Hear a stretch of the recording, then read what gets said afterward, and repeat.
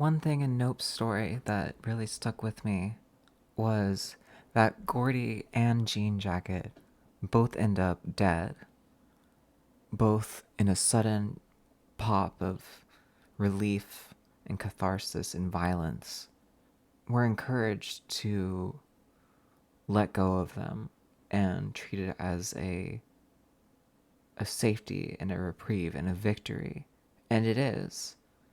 When OJ is sitting on his horse at the end of the movie and the Haywoods have hopefully reclaimed their legacy and will go down in film history as they've always deserved. In those final moments, there's such a relief from Jean Jacket being gone after being viscerally tortured by this creature for so long. And it was the same with Gordy. When I was watching the Gordy's home scenes, I felt gripped by a primal fear that I'm not sure I even knew I had. And it was the same with Jean Jacket.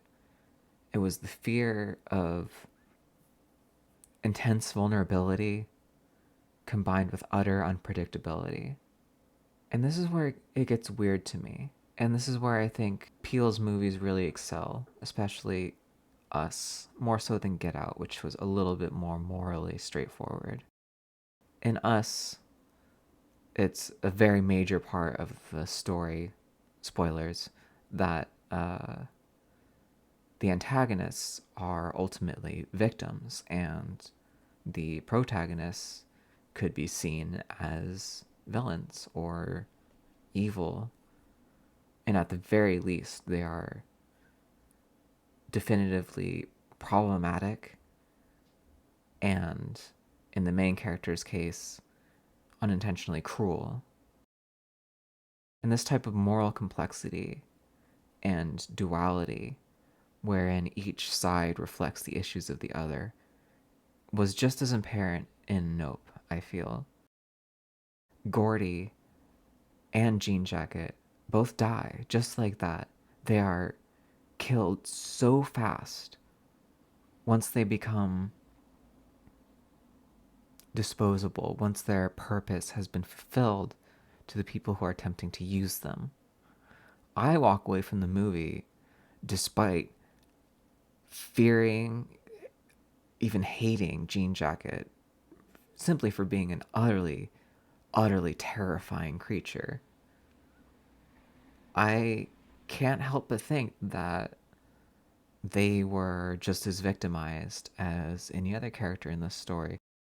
Not that in the sense that villainizes the other characters, but rather in the tragic sense of this being an almost hopeless world where everyone is inflicted with the same wounds and sickness, regardless of their position in hierarchy, regardless of their power, regardless of their role in the story. Jean Jacket gets killed almost immediately after being photographed.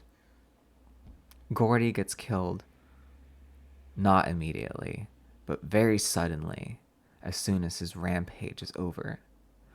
When the spectacle is complete, we kill and dispose of the monsters that we crave and have created as a culture. That's the message I get from that. And this ties back into the imagery with Jean Jacket. The beginning shot of the movie, they are inside the monster of the movie at the very beginning. This monster, which is in more than one way designed to reflect and resemble a camera Hollywood, in the sense that it watches you, it consumes you, its indifference. There's the motif of the single eye, and then it has the square eye that resembles a camera, and being sort of symbolic of the oppressive force which created Gordy's home, which created the situation that deprived the Haywoods of their legacy, which created the situation which led to Jupe doing live sacrifices to an unknown entity. It's all part of the same system, and Jean Jacket represents that system in many ways. And yet at the same time, I think at the very end, that's all subverted. Emerald captures Jean Jacket on camera, and then Jean Jacket dies. The person who has been under the thumb of this oppressive force, of being watched, of being a spectacle, sees them, looks them right in the eye. OJ does this literally at one point, staring right into them, getting them on camera, seeing them, recording them. When that's done, it's destroyed. It destroys itself. And in a way, the Haywoods almost become the monsters themselves. The nature of their act of killing Jean Jacket so epically has this great heroic feel, and yet at the same time, this was just an animal that they ended up putting down. And in a way, they exploited this creature for their own gain. So in that sense, they became the antagonistic force. So this is that duality where it's kind of a back and forth. Each thing is represented in the other thing. It mirrors back and forth in that way. But the Haywoods, at least in my reading, come out triumphant. Rather than becoming the monster, they have conquered the monster by turning its gaze upon itself.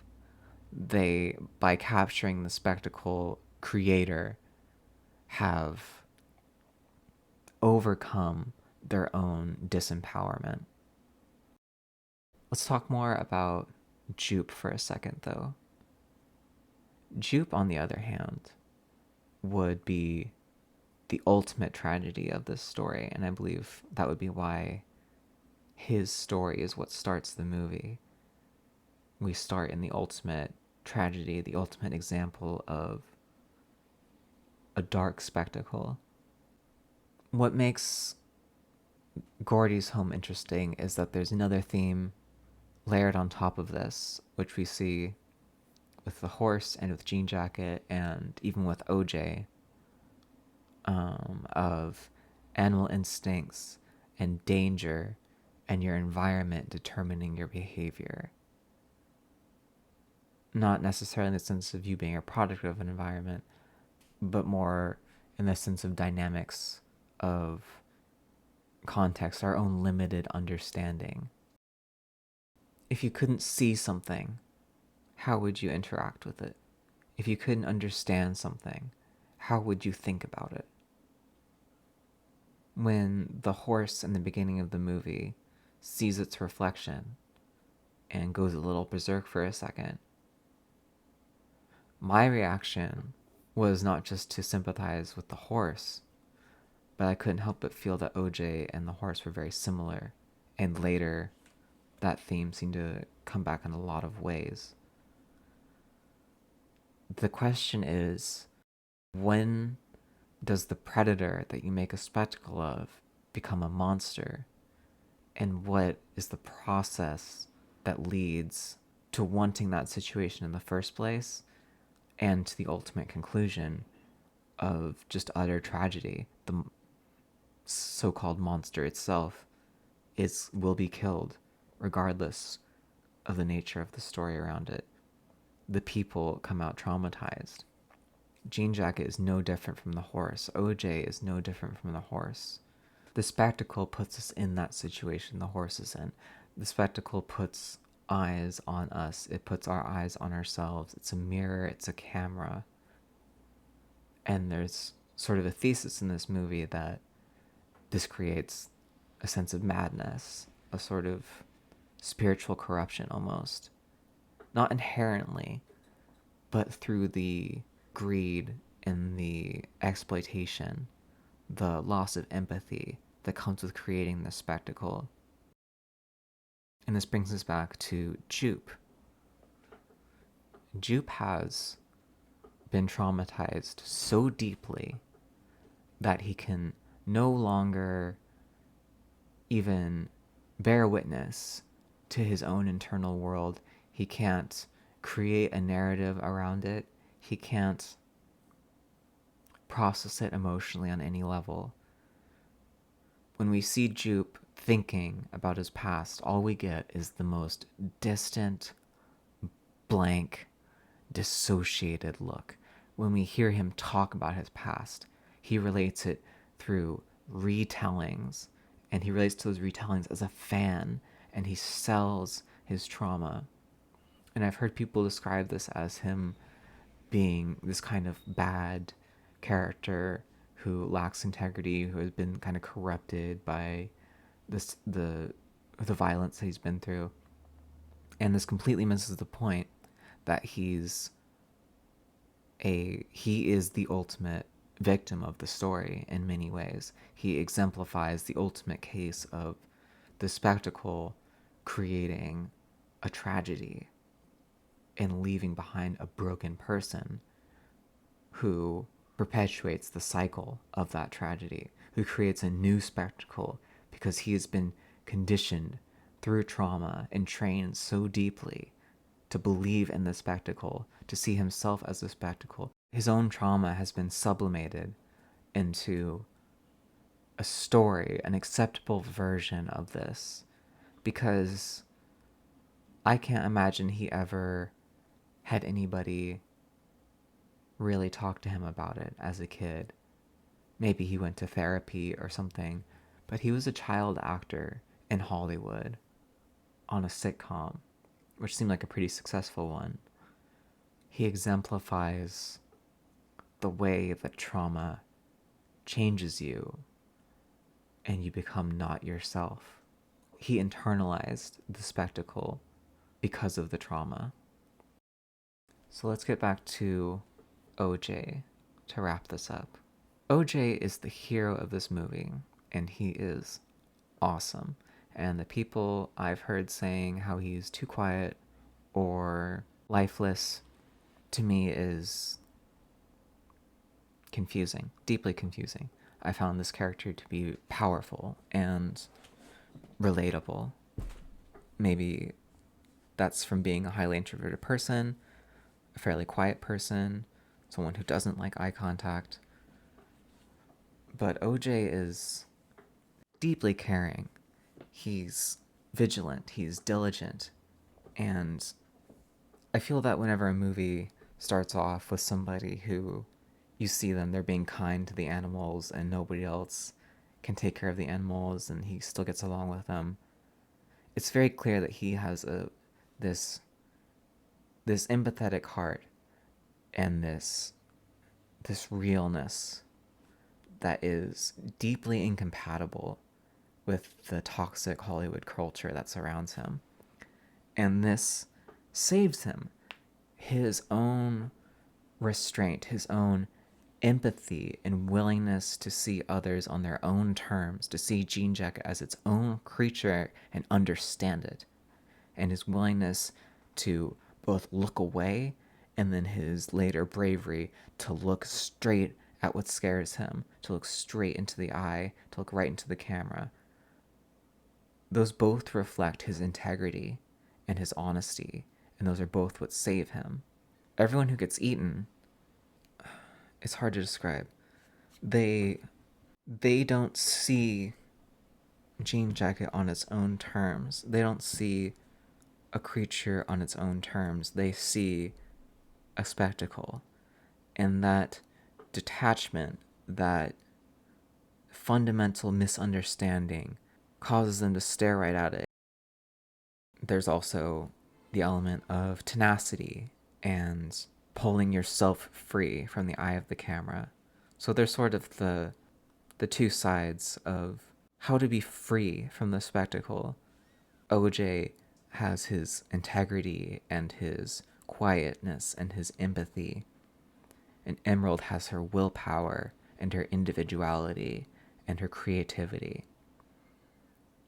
And by being true to themselves and by seeing the situation clearly, they are able to survive this living nightmare. So I feel what this really says is that the spectacle corrupts and hurts everyone and everything involved in it.